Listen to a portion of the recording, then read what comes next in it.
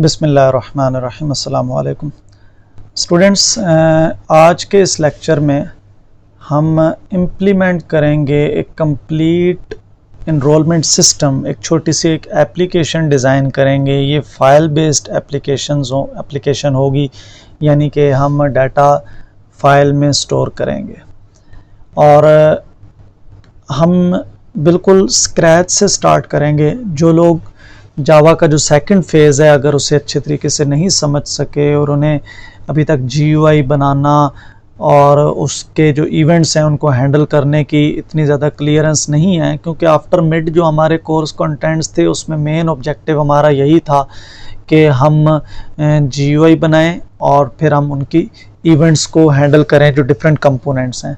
तो उनके लिए ये बहुत इम्पॉर्टेंट लेक्चर है, वो इसको कंप्लीट इम्प्लीमेंट करें साथ साथ, तो ये उनके लिए काफ़ी फ़ायदेमंद होगा। हमने लास्ट लेक्चर में जो बात की थी वो हमने स्ट्रीमिंग पे एंड किया था, यानी कि आप फाइल्स में डाटा स्टोर कैसे कर सकते हैं और फाइल्स में डाटा गेट कैसे कर सकते हैं।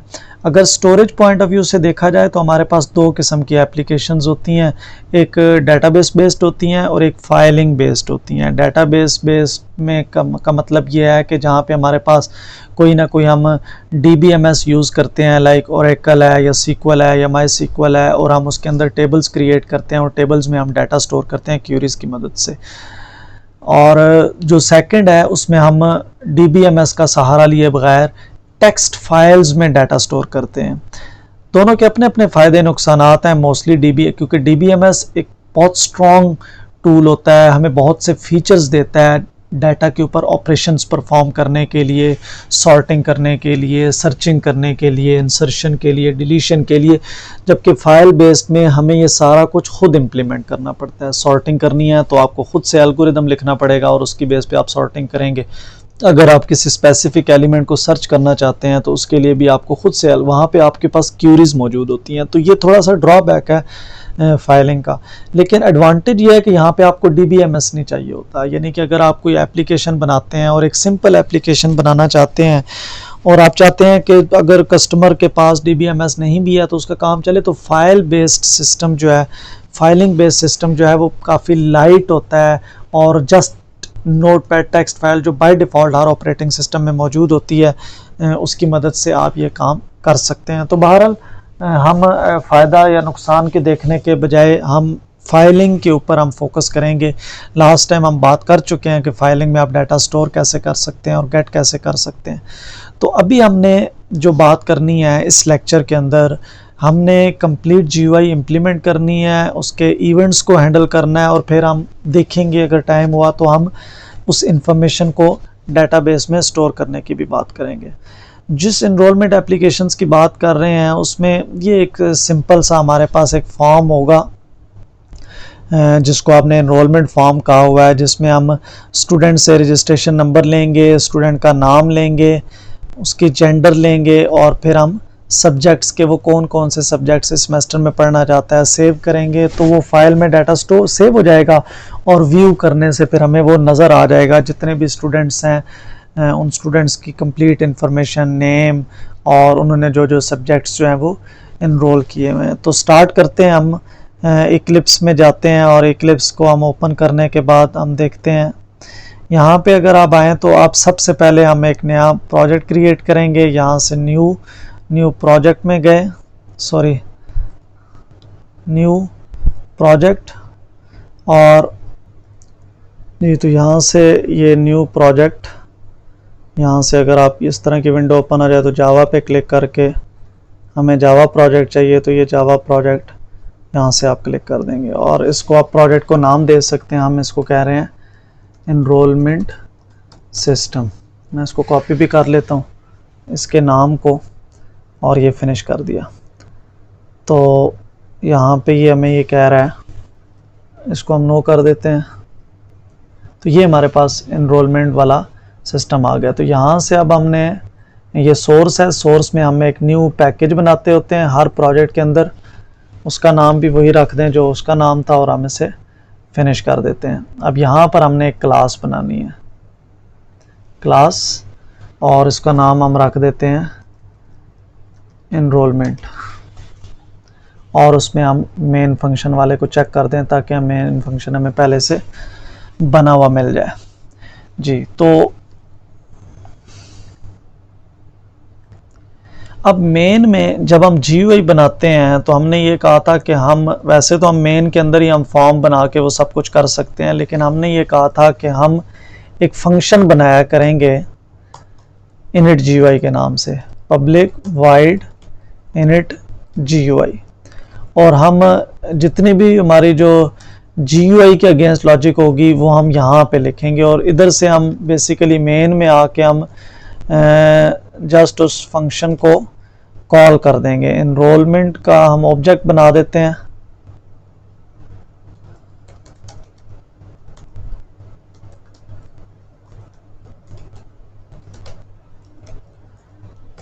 और यहाँ से हम OB डॉट init GUI को हम कॉल कर देंगे, सॉरी ये init GUI को हम कॉल कर देंगे। तो ये हमारा, हम यानी कि GUI से रिलेटेड जितनी हमारी लॉजिक होगी वो हम यहाँ लिखेंगे जी। तो अगर आप यहाँ पे देखें तो ये मेन हमारा यानी कि फ्लो है कि हम एक पैकेज बनाते हैं और उस पैकेज के अंदर हमने ये क्लास बनाई है एनरोलमेंट की, ये हमारा मेन फंक्शन है, और मेन के साथ हमारे पास init GUI है। तो इस वक्त हमारे इस जो क्लास है उसके अंदर दो फंक्शंस हैं, एक मेन फंक्शन है और एक init GUI है। ये ओवरऑल जो टॉप लेवल पे स्ट्रक्चर है इसी में हमें कन्फ्यूजन होती है और फिर बाद में हम उसको हैंडल नहीं कर पाते। तो मेन के साथ init GUI, और फिर अगर हम इवेंट्स को हैंडल करेंगे तो यहीं पे हम इम्प्लीमेंट करके एक्शन परफॉर्म्ड और उनसे रिलेटेड हम फंक्शंस की कॉपी बनाएंगे। अब अगर आप इसको GUI को देखें तो GUI में आपको कौन कौन सी चीज़ें नज़र आ रही हैं। एक हमें ये लेबल है, ये भी लेबल है, ये भी लेबल है और ये भी लेबल है। तो इसका मतलब है 4 लेबल्स हैं, 2 टेक्स्ट फील्ड्स हैं, फिर हमारे पास ये रेडियो बटन्स हैं, और उसके बाद हमारे पास चेक बॉक्सेस हैं। चेक बॉक्सेस के बाद हमारे पास जे बटन्स हैं 2, और फिर ये आपको जे टेबल को इम्प्लीमेंट करने की बात की जाएगी यहाँ पे, कि जब हम व्यू करेंगे तो एक टेबल है और उस टेबल के अंदर आप कैसे इंफॉर्मेशन स्टोर कर सकते हैं, जो कि शायद हम नेक्स्ट वीक में बात करें।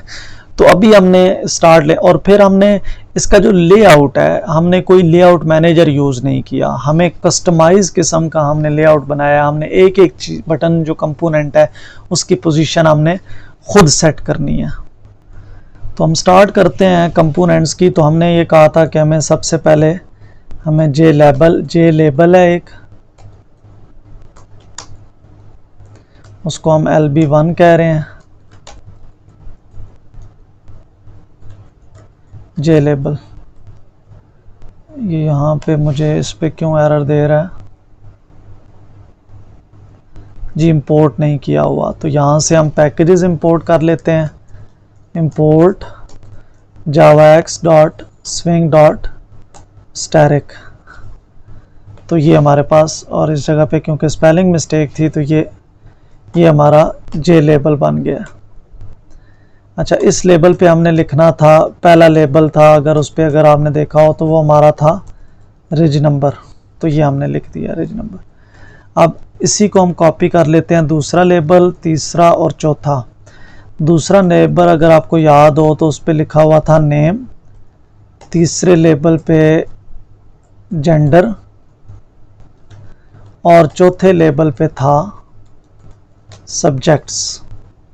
ये 4 लेबल थे, हमने इसको नाम दे दिया है लेबल 2, लेबल 3, लेबल 4। और अब लेबल्स के अलावा हमारे पास थी 2 टेक्स्ट फील्ड्स, जे टेक्स्ट फील्ड, इसको मैं कह रहा हूँ txt1 न्यू जे टेक्स्ट फील्ड। तो ये पहली टेक्स्ट फील्ड है और ये दूसरी टेक्स्ट फील्ड है, 2 टेक्स्ट फील्ड्स हो गई। अब 2 टेक्स्ट फील्ड्स के अलावा मज़ीद हम देख लेते हैं जी हमें क्या क्या चाहिए। 2 टेक्स्ट फील्ड्स हो गए, 4 लेबल्स हो गए, हमें रेडियो बटन्स चाहिए और चेक बॉक्सेस चाहिए और 2 बटन चाहिए। तो यहाँ पे radio button, J radio button, R B male कह देता हूँ मैं इसको, और जे रेडियो बटन, और इस पे लिखा होना चाहिए मेल।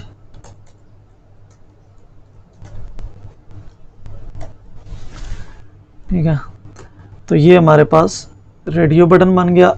इसी को हम यहाँ पे क्यों आ रहा है जी, जे रेडियो बटन पे, सॉरी, इक्वल टू न्यू, ये आ गया जी।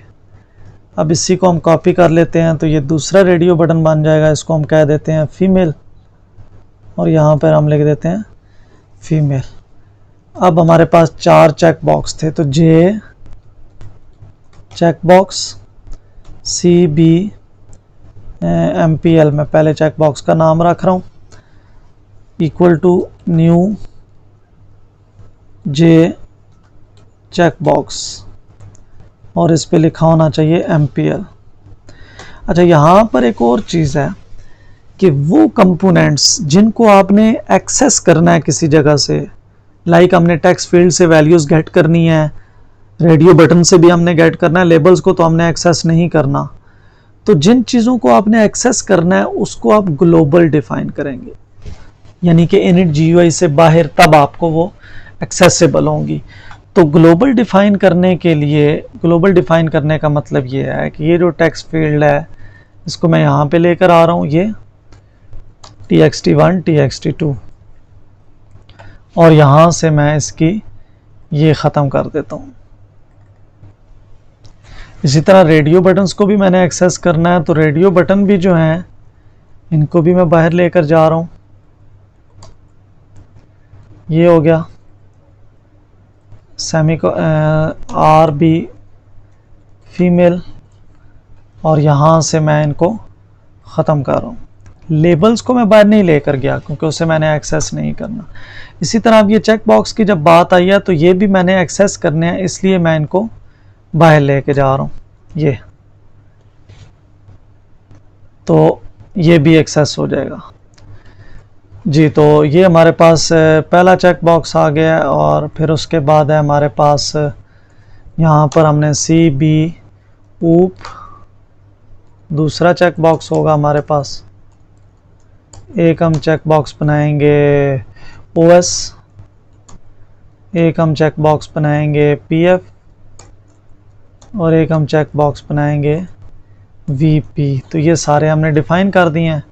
अब यहाँ पर हमारे पास इस चीज़ की ज़रूरत नहीं है, और इसको मैं 5 टाइम कॉपी कर लेता हूँ, 2 3 4 और 5। MPL के बाद था ऊप, ऊप के बाद है OS, उसके बाद है PF, और फिर है VP। इसके ऊपर जो लिखा हुआ टेक्स्ट है वो भी यहाँ से हम चेंज कर देते हैं, ऊप OS PF और VP। ठीक है, तो ये हमारे पास हमने जितने भी कंपोनेंट्स बनाने थे वो हमने बना लिए हैं। अब हमारे पास एक था जे टेबल, लेकिन वो जब हम व्यू कराना चाहेंगे तो उस वक्त। तो फिलहाल आपको जस्ट ये चीज़ जो है वो क्लियर हो जानी चाहिए कि आपने कंपोनेंट सारे के सारे डिफाइन